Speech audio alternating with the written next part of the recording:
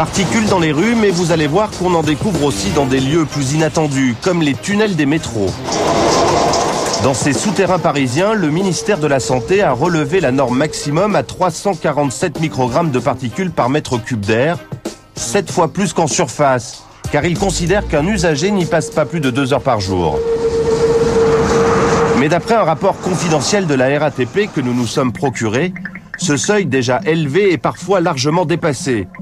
En décembre 2001, dans l'une des plus grandes stations RER de Paris, les concentrations en microparticules pouvaient atteindre 1200 microgrammes par mètre cube, 20 fois plus que dans la rue située au-dessus de la station, représentée ici en vert. Sous la gare de Lyon, dans le RER, il est arrivé qu'on respire jusqu'à 40 fois plus de particules que dans la rue. Près de 2400 microgrammes, c'est 7 fois plus que la norme moyenne fixée par le ministère de la Santé pour les transports souterrains. Surpris par ces chiffres, nous contactons un responsable de la RATP. Oui, bonjour Linda. Nous l'interrogeons sur les taux de particules dans le métro. La qualité de l'air est 25 fois à 40 fois moins bonne dans le métro que dans l'air extérieur au niveau Absolument des particules. pas. Absolument pas. Si vous prenez toutes les études qui ont été faites, vous verrez que c'est beaucoup moins pollué qu'à l'extérieur. Et pourtant, le rapport confidentiel de la RATP est sans ambiguïté. Dans la station Châtelet-Les Halles, par exemple, le taux de microparticules a bien atteint 1200 microgrammes, pour 60 dans la rue située juste au-dessus. Et les chiffres relevés ne posent aucun problème en termes de pollution pour vous? Ah non. Vous refusez de nous rencontrer sur ce sujet de la pollution de l'air dans le métro? C'est pas qu'on veut pas vous rencontrer, c'est qu'on n'a rien à dire sur la qualité de l'air dans le métro aujourd'hui. Vous ne sortir aucune information de chez nous. D'accord, eh ben c'est bien dommage. Je vous remercie. Je vous en prie. Manifestement, la RATP ignore que nous nous sommes procuré son rapport confidentiel. Pour comprendre l'origine de ce taux très élevé de pollution aux microparticules, nous allons nous introduire dans le métro parisien de nuit. Dans ces souterrains interdits au public se trouve une partie de l'explication.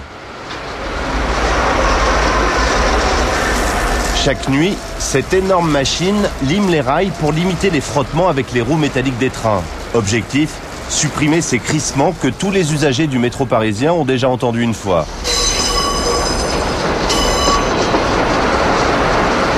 Conséquence du meulage, un rail flambant neuf, mais des kilos de particules métalliques.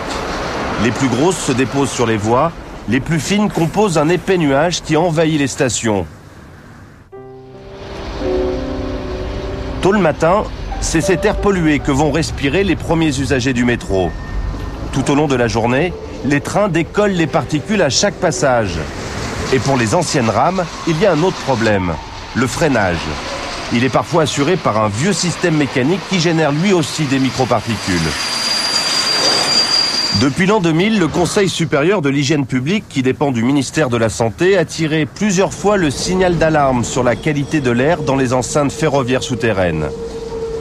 En 2003, il demandait au métro de Lille, Lyon, Marseille, Toulouse, Rennes et Rouen de mesurer leur taux de microparticules.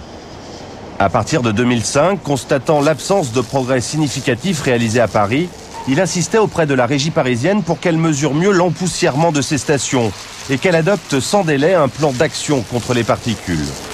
Selon son rapport confidentiel, la RATP avait cherché à remédier à l'empoussièrement de ces stations au moyen de trains laveurs ou aspirateurs, mais apparemment sans grand résultat. Nous tentons une dernière fois de contacter un responsable de la RATP. Et je me permets d'insister, donc je vous rappelle un petit peu l'enjeu, c'est que j'ai fait plusieurs demandes, donc j'ai envoyé les mails en bonne forme, j'ai fait toute la procédure, j'ai eu des refus. Entre-temps, j'ai découvert que la pollution était quand même assez grave dans le métro, donc je me permettais d'insister. En 2 mois d'enquête, nous n'obtiendrons aucune interview de la part de la RATP sur cette question de la pollution de l'air dans le métro. Aujourd'hui, usagers et personnel du métro se trouvent dans la position du fumeur passif. Si les uns n'y passent qu'1 ou 2 heures par jour, pour ceux qui y travaillent, en revanche, c'est plus préoccupant. Sous couvert d'anonymat, un conducteur accepte de nous raconter ce que lui et ses collègues ressentent au quotidien. La pollution, on la ressent de plein de choses. Par exemple, moi, je suis constamment en train de me laver les mains, parce que j'ai toujours une sensation de sale.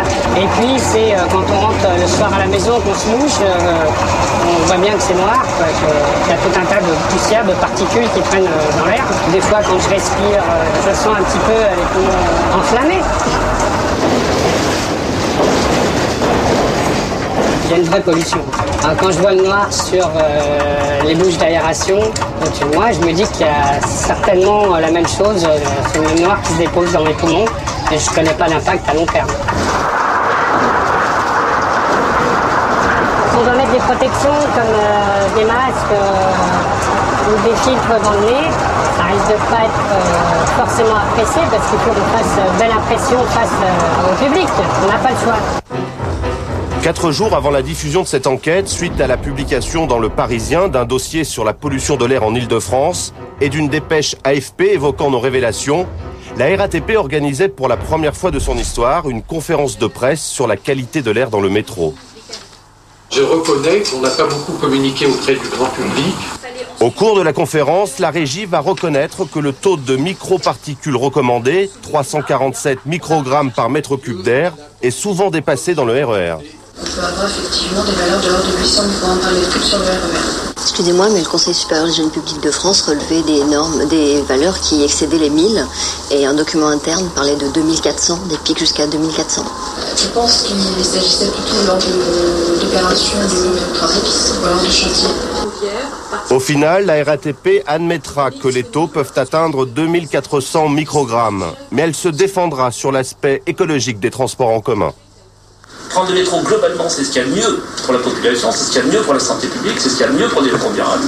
Et bon, ben voilà. Et donc dans ce contexte-là, eh bien nous regardons la situation, nous essayons de faire vraiment ce qu'on peut au mieux, et s'il y a quelqu'un d'autre qui a une meilleure idée que nous, on ne demande pas mieux que d'appliquer, qu'on vienne nous le dire.